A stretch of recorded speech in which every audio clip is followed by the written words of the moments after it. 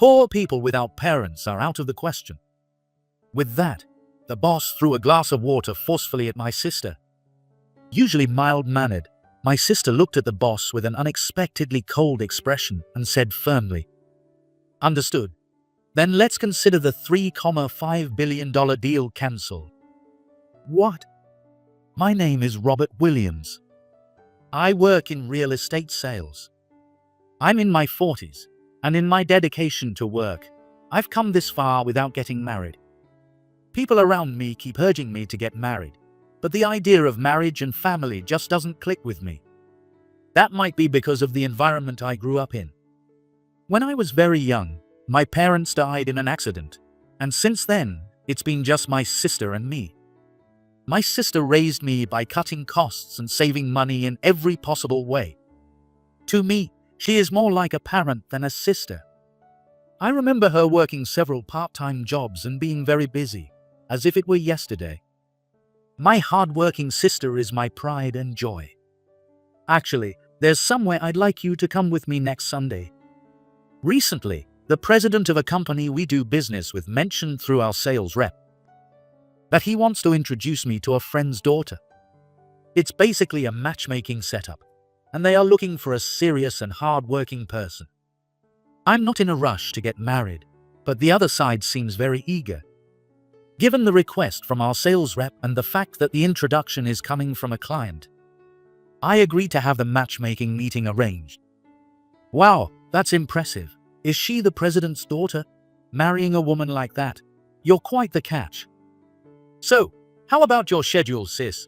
I'm not insisting, but it'd be nice if you could come. If they bring their parents, it's only right for my only family, my sister, to be there too. Sure, it's fine. This is your big matchmaking day. After all, of course, I'll come. I should book a salon appointment right away.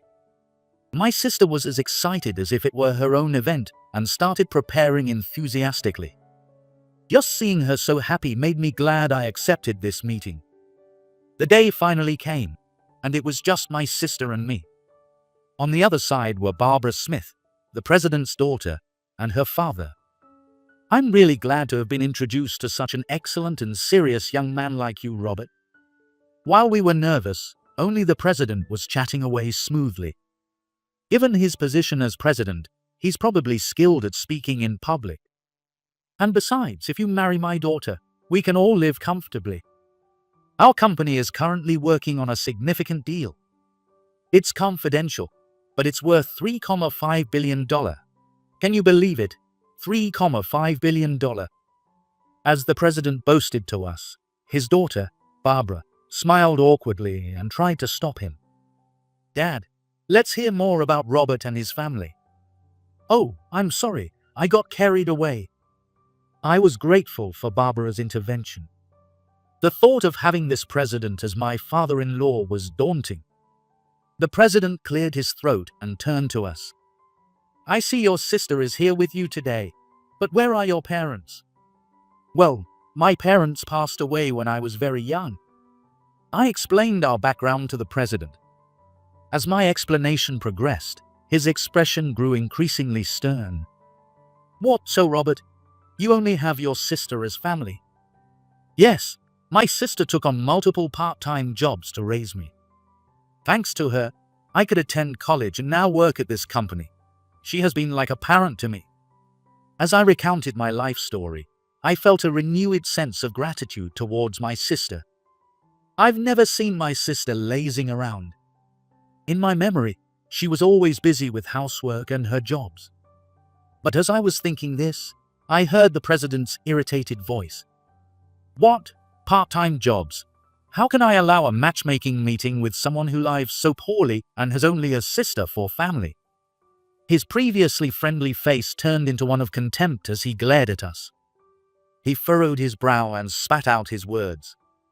Did you really think you could marry Barbara, the daughter of a president? It's audacious for a poor person like you to even consider this. Poor people without parents are out of the question. With that, the president grabbed a glass of water from the table and threw it forcefully at my sister. Hey, Dad, what are you doing?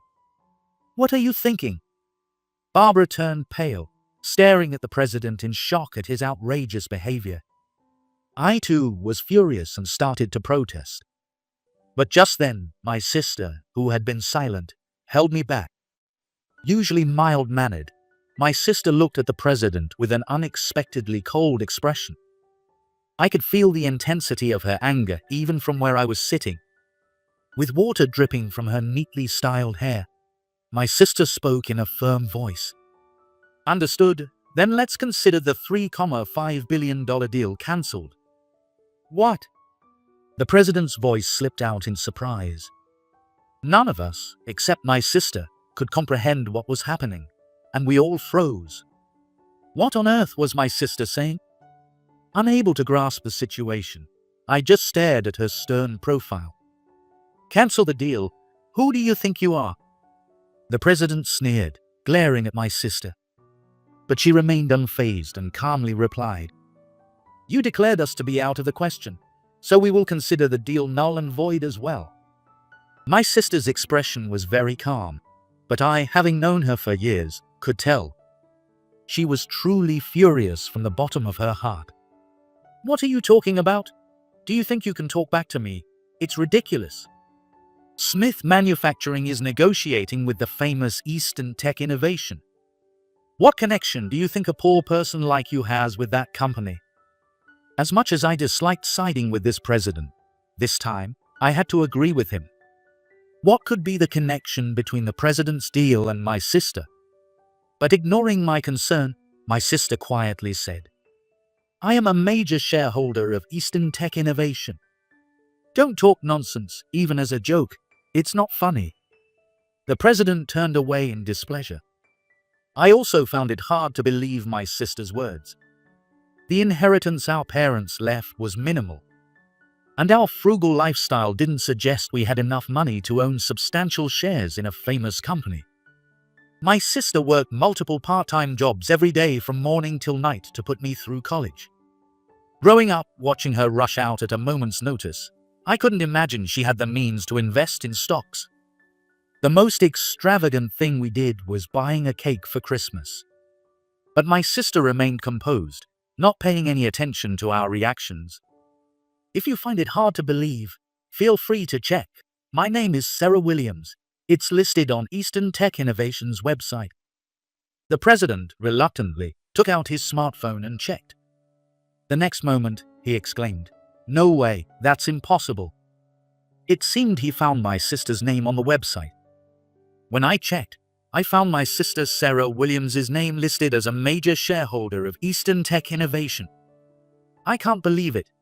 How could a poor person like her become a shareholder? This must be some mistake. The president groaned, clutching his head, staring at the website, hoping it was a mistake. His face twisted in frustration as he muttered, Even if Sarah Williams is a major shareholder, don't get cocky, you poor folks. The president glared at my sister with a snort. So what if it's $3.5 billion? For a company of my size, $3.5 billion is nothing. I was stunned by his words, considering how much he had boasted about the $3.5 billion deal earlier. Does this man value nothing but money? Building such a large company in one generation might require an obsession with money. But using it as the sole measure for everything felt wrong. If you think you can do it, go ahead. But don't think you can bring my company down. We have plenty of other big clients. Is that so? Unlike the spitting president, my sister responded coolly with a single remark. Seeing his provocation ignored, the president's face contorted briefly. Listen, I'm serious. If you come back crying and apologizing later, I won't forgive you. No, wait, this whole situation doesn't make sense. The president suddenly slapped his knee as if he had a revelation. Then he started grinning. Well, I almost got fooled there. I can't believe I almost fell for your trick. Laughing loudly, the president looked at my sister. You spoke so confidently that I almost believed you. But the major shareholder listed here isn't you. It's someone with the same name as you, right? Quite a coincidence you found that. The president implied that the Sarah Williams listed as a major shareholder of Eastern Tech Innovation was just someone with the same name as my sister. But what are the odds of such a convenient coincidence? If you don't want to believe it, feel free not to. My sister replied curtly while drying her wet hair and clothes with a towel borrowed from the store staff. However, the president, confident in his opinion, began to argue vehemently. A poor person without parents couldn't become a major shareholder while working part-time. No matter how similar the name is, you don't even know what kind of company Eastern Tech Innovation is. I'm acquainted with the chairman there. The president, now smug, boasted loudly, laughing heartily. Dad, that's rude. Barbara tried to stop him, but the president continued to insult my sister. How can I stay silent after being mocked like this? You should be angry too, Barbara. You almost got tricked into marrying into a poor family like theirs. Stop it, Dad. If we get involved with these poor people, we'll be laughed at by everyone. It would be such an embarrassment. I couldn't take it anymore. Insulting me is one thing. But I couldn't stand him belittling my sister, who raised me like a parent. How can you say such things? Oh, I almost got fooled by you too. When I raised my voice, the president shifted his target to me. When my friend introduced you, he said you were a top-notch salesman at a major real estate company. But it turns out you're a poor guy with no parents, and your only remaining family, your sister, works part-time. Ridiculous. The president looked me in the eye, his voice dripping with sarcasm and malice. I got into a top real estate company through my own hard work, but it was my sister's sacrifices that made it possible. She lived a frugal life, sometimes not even buying herself clothes, to put me through college. What kind of dirty tricks did you use to get into a famous company? Did you fake your college credentials on your resume? It's not surprising coming from the brother of a poor girl who lies about being a shareholder. Who knows what else you might have done? The president sneered, looking back and forth between my sister and me. I didn't want to breathe the same air as this disrespectful man anymore. Seeing me stay silent, he turned his gaze back to my sister. What's wrong, poor girl? Come on, don't you have any rebuttal? Have you gone silent because I've seen through your lies? You're a shareholder, right? Show me more proof if you have any. After folding the towel neatly, my sister quietly spoke. If you want more proof that badly? She murmured and then started making a phone call. Who are you calling? An uncle or something? Ignoring or not hearing the president, she continued speaking softly into the phone. Could you come over now? Yes. The location is. It seemed she was calling someone to come here. Oh, this is going to be fun. Who's coming, I wonder? The president kept taunting, but my sister remained calm and unfazed. Is your uncle going to bring some cheap local sweets? I'm not interested in mass-produced junk. Well, let's see. Please wait and find out. My sister then fell silent, responding to the president's continued jabs with just, we'll see. Or that's right. Eventually, the president was too bored to speak, and an awkward silence settled over the room. I wondered what my sister was planning and who she had called. I kept waiting for time to pass. After about 30 minutes, a man walked into the room. Sorry to keep you waiting. I'm sorry for calling you on such short notice. No problem at all. I'm always happy to help Miss Williams. The man, who looked to be in his 70s, wore an expensive-looking suit. He was obviously not a relative of mine, and I didn't recognize him. He apologized repeatedly to my sister with exaggerated politeness. I wondered what their relationship was when the president shouted in frustration. Hey, you, yes, you. Who do you think you are, just barging in here? I am.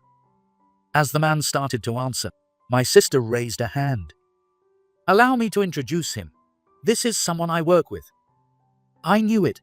Enough of this. I have no interest in meeting the acquaintances of a poor girl. The president frowned and waved his hand dismissively, as if shooing away a stray dog. The president's attitude was extremely rude, even to someone he had just met. My sister tilted her head in surprise and said, "Oh, you really don't know him. How could I know such a poor person? Do you want a handout? Go back to the countryside and farm. That expensive-looking suit must feel sorry being worn by you. Wouldn't you be better off in boots, working in the fields?" The president spat out his words in irritation, but my sister smiled and replied, "That's strange. Earlier, you said you knew him." "What? That's impossible." "But this is Mr. Taylor, the chairman of Eastern Tech Innovation, who has been a great help to me at work." "What? No way, really?" The president's mouth hung open in shock. I couldn't believe what was happening either. The man referred to as the chairman smiled warmly and handed over his business card. "Nice to meet you." Sure enough, the business card identified him as the chairman of Eastern Tech Innovation. "You mentioned you were acquainted with the chairman of Eastern Tech Innovation, didn't you?" "Well, that." Despite boasting about being acquainted with him, the president seemed to be meeting the chairman of Eastern Tech Innovation for the first time. Ignoring the flustered president, my sister and the chairman chatted warmly. "Thank you for always helping us." "No, it's us who should thank you, Miss Williams." "Oh, I'm just like a part-timer." "What are you saying? You're an advisor?" "I'm working part-time hours, so it's almost the same as being a part-timer." My sister laughed as she said this. I had no idea, but it seemed my sister had a contract with Eastern Tech Innovation as an advisor. An advisor's role involves consulting with the company's president on various issues and finding solutions to management and operational challenges. Apparently, my sister had been contracted with Eastern Tech Innovation for a long time, providing management advice. She never talked about her work, so I was completely unaware. I only knew she worked part-time hours and assumed she was doing some sort of clerical work. I never imagined she was an advisor to Eastern Tech Innovation. Knowing this, it made sense that she was also a major shareholder. "This is the president of Smith Manufacturing," my sister introduced, and the chairman nodded silently. Then, with a sharp gaze, his previously cheerful expression turned stern as he addressed the president. "You've been insulting others by calling them poor."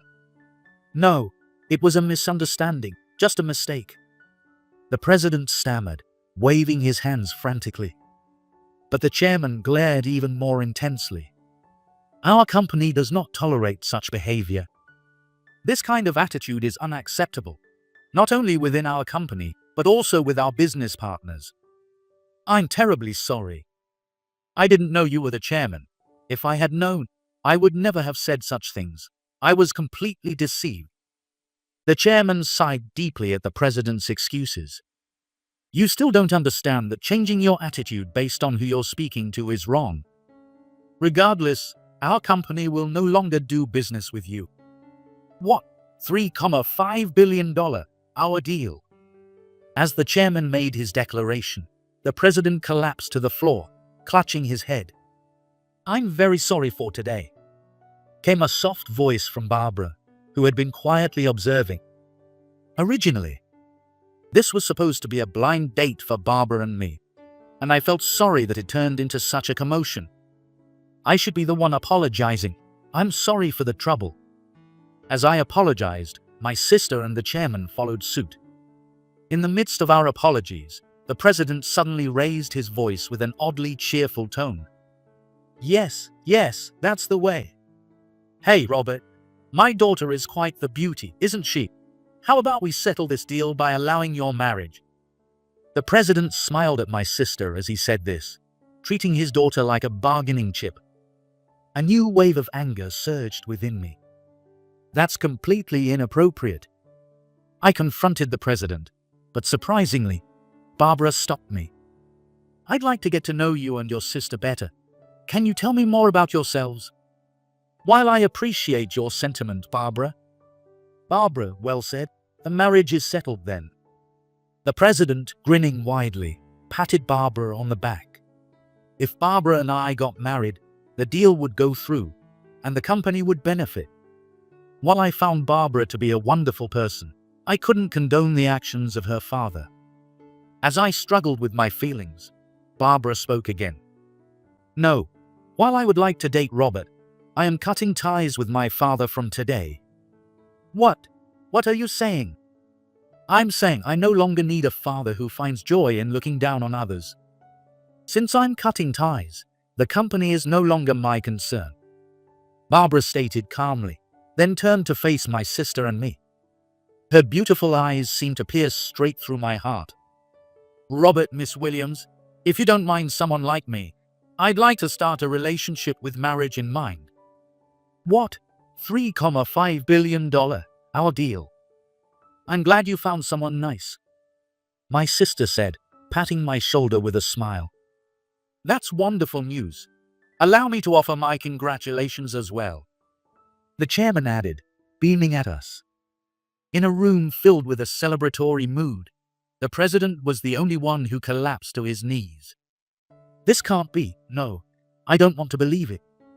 With the $3.5 billion deal cancelled and his daughter cutting ties with him, the president was left as a shadow of his former self, slumped on the floor. 1 year has passed since then. Barbara and I officially started dating and got married.